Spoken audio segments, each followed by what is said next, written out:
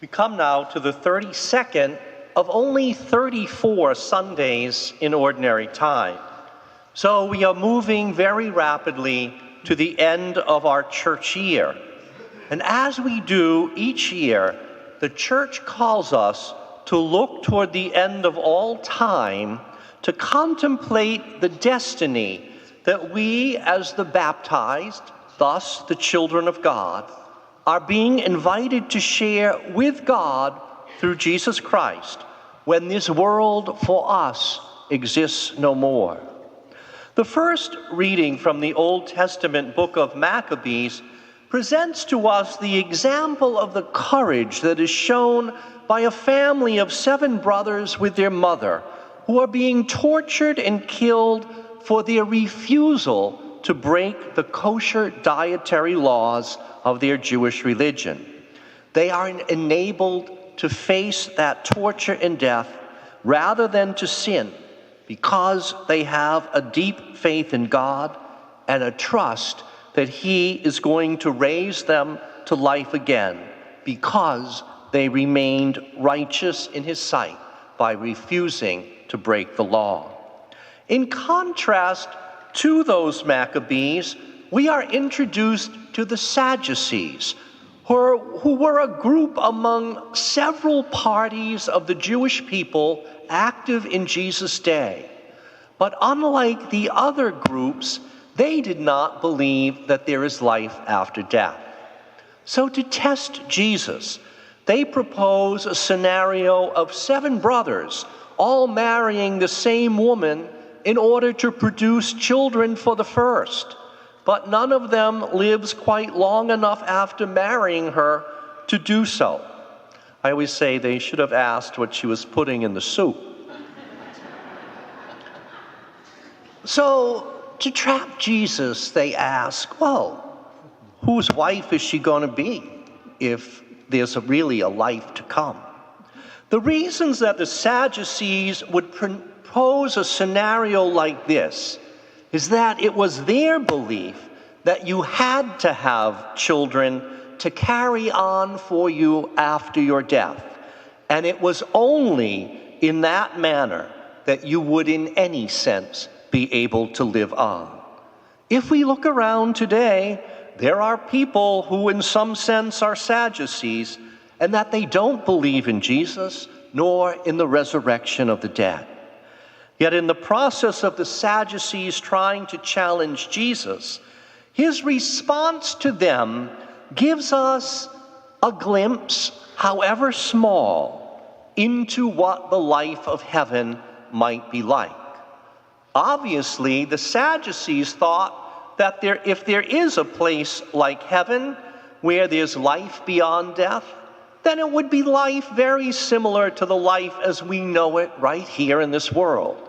And that is often how many people tend to think of heaven, that we will have houses to live in and will be engaged only in the activities we enjoy. No more school, no more work. I hear that expressed so often as I must sit silently and usually with my eyes closed in this chair, listening to some pretty silly eulogies given from this ambo at many funerals.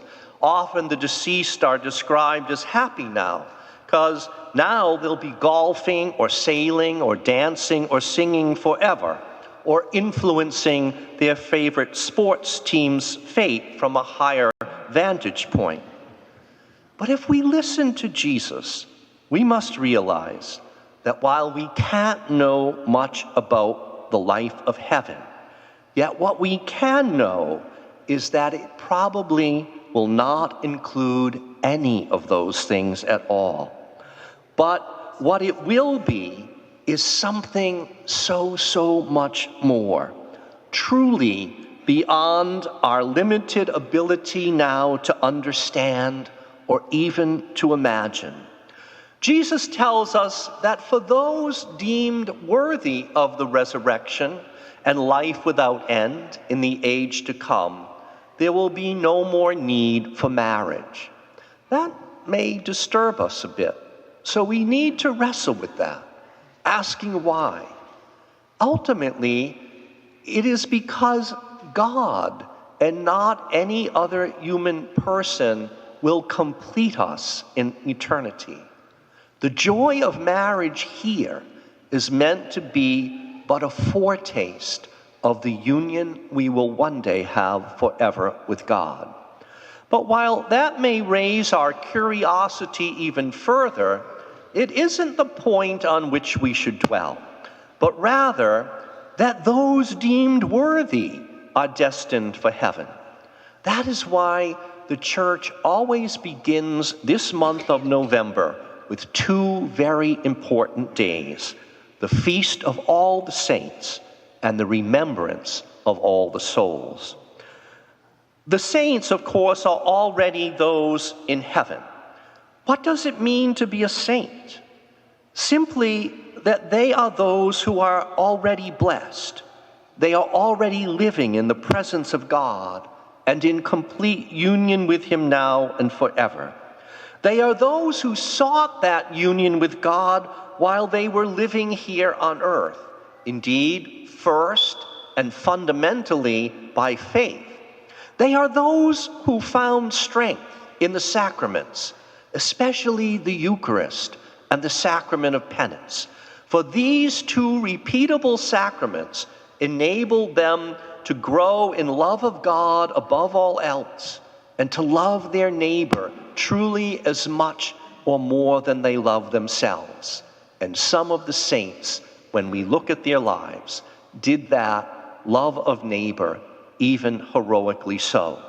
So they proved themselves fit for that world to come, one in which there can be no more sin, no more self-centeredness, hatred, cruelty, injustice, impurity in speech or action, no more violence or exploitation or abuse of other people either. We presently live in a world where we are often frightened and upset because that kind of sin underlies so many of the disturbing stories that we hear on the news or read in the headlines day after day.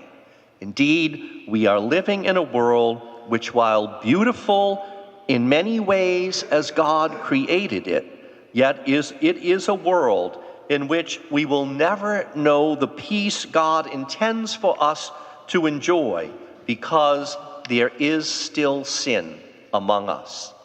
But heaven, which is only for saints who love God and neighbor perfectly, is a place where there will be no further cause for fear or for worry. But as we hear that, maybe our worry becomes for ourselves and for those we love, who are just ordinary and therefore imperfect people. How can we get to heaven, we wonder? The answer to that is by God's mercy and grace. But let us not fall into the confusion that seems prevalent among some, indeed even among some of various Christian denominations, who think that somehow we can live our lives however we want because we believe in God and His Son Jesus, and so we're going to be saved. They speak as if faith alone is going to give us a pass.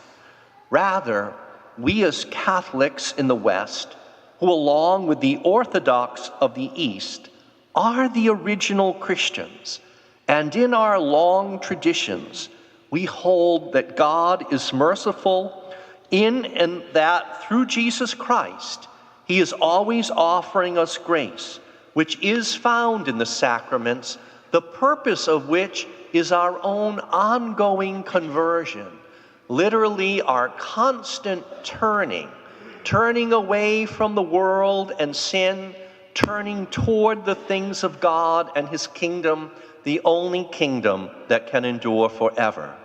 But we may wonder, what happens if we aren't finished with our conversion before time runs out for us, or our lives end suddenly and unexpectedly? That is why we have the commemoration of all the faithful departed on the 2nd day of November, the day after the feast of all the canonized saints, and why throughout the month of November we are asked to remember those who left this world, but who may not yet have overcome all their tendencies to sin, nor have yet learned to love their neighbor and God wholeheartedly.